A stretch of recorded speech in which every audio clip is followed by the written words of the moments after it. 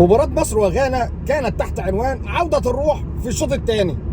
بعيدا عن هذه الشعارات الرنانة، اعتقد ان في بعض اللعيبة وخاصة النني اثبتوا ان الكرة دي ارزاق. فيلا بينا نشوف.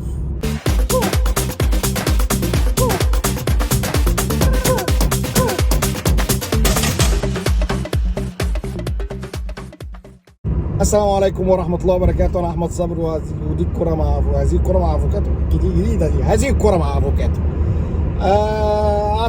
أعتقد إن ظهر العيب، عرفنا المشكلة أين تكمن.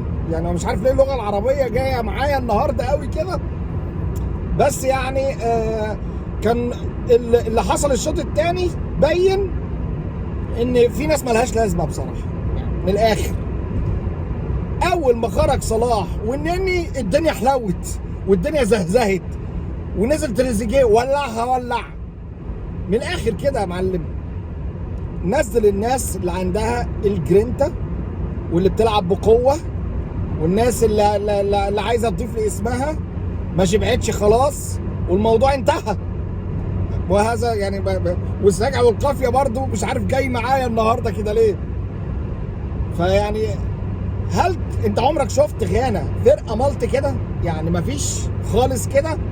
عمرك شفت غانا سايبه لك الاستحواذ بالمنظر ده وبتلعب كلها تحت الكوره اول ما تمسك وما تضغطش عليك عالي؟ الراجل بتاعهم كده ما في الحماده، ما او هي كفرقه كده في الحماده. طب خلينا نخش في الموضوع. بص يا معلم، وجهه نظري ان المدرب بتاع غانا عمل ايه؟ قال لك منتخب مصر عنده مشكلتين. ايه هما؟ والمشكلتين لهم علاقه بالسرعات. عنده مشكله في وسط الملعب اللي هو محمد النني، وعنده مشكله في خط الظهر اللي هو حجازي.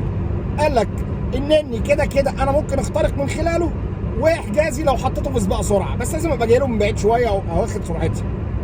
فالراجل اختار ان هو يسيب الاستحواذ ويلعب من تحت الكوره كله، وينزل في نص ملعبه ويلعب على المرتده. تخيل غانا بتلعب مصر على المرتده، هم اللي بيلعبوا على المرتده مش انت اللي بتلعب على المرتده.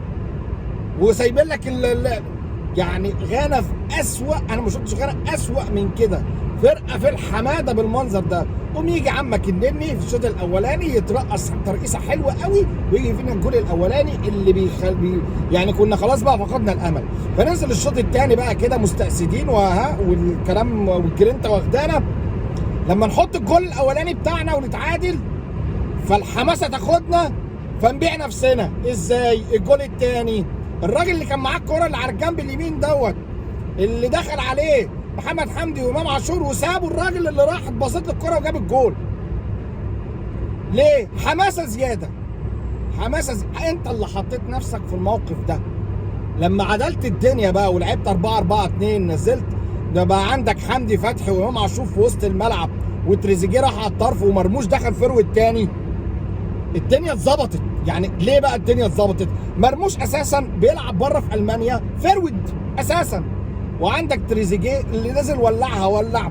الراجل اللي ثقتك فيه عمرها ما تتهز، حتى لو كان في يوم كده فيه هو الدي اوف بتاعه، لكن الراجل لازم تتنيك واثق فيه. تريزيجيه لازم على طول ابقى تنيه واثق فيه. ما شيلش ثقتي منه. وانا مش شايف ان هو ده تاني اهم واحد في المنتخب، انا شايف ان ده اهم واحد في المنتخب. يعني شفنا حتى مصطفى فتحي لما نزل، صح الرقابه عليه مش زي الرقابه على صلاح، الراجل كان ملازمه في كل حته، وده يعني طريقه قديمه قوي للرقابه، ما حدش بيعمل كده دلوقتي. الا ان غانا واضح ان الراجل بتاعها اصلا هو اولد سكول. يعني هو الراجل اصلا دماغه كده قديمه، ننزل كلنا تحت الكوره ونلعب على المرتده والكلام ده مش اسلوب لعب غانا. لكن مصطفى فتحي لما نزل بقيت تشوف الواد عفريت في كل حته، بيتنطط في كل حته، اليمين والشمال، وبيستلم وبيعمل وكل حاجه بتتعمل. امام عاشور لما دخل في وسط الملعب بقى، ما خلاص بقى فكره السته والثمانيتين دي خلاص ما بقتش موجوده، بقوا يلعبوا هو وحمدي فتحي من قلب الملعب. الموضوع ده اريح بالنسبه لهم، هم حابين اللعب بالطريقه دي، واضح والله. ده اللي شفته. الثمانيتين دي لسه مستحدثه بالنسبه لنا. صحيح الاهلي بيلعب بيها السته والثمانيتين 4-3-3، الاهلي بيلعب بيها وناجح بيها، مش وحش، بس تحس كده ان اللاعب المصري لسه ما شربش الطريقه للاخر، يعني للنخاع. فاول ما اديته الحته اللي هو معدول عليها او هي عدلته عليها، ارتاح والدنيا اتظبطت، والواد مرموش اتشاقى، وتريزيجيه اتعفرت، والدنيا حلوت. والغريبه بقى ان انت جيت في الاخر نزلت مروان عطيه. يا حلاوه، يعني انت قاعد الواد جنبك، انت الوقت دوت انت كان ممكن تكسب فيه. الوقت اللي طلع فيه مرموش دوت انت كمل يا عم، كمل الضغطه. الراجل هو ذات نفسه نزل واحد في وسط الملعب يامن، يعني غانا وعمل التغييرات عشان تامن ان هي ما تتغلبش. خلاص الراجل حس ان الدنيا بقى هتفرط منه، اضغط بقى وخلص يا عم فيتوريا. كنت كملت الضغطه بتاعتك، غانا كانت خلاص اصلا سلمت نمر. فبتهيالي كده يعني اعتقد ان انت حطيت ايدك على مكمن العيب.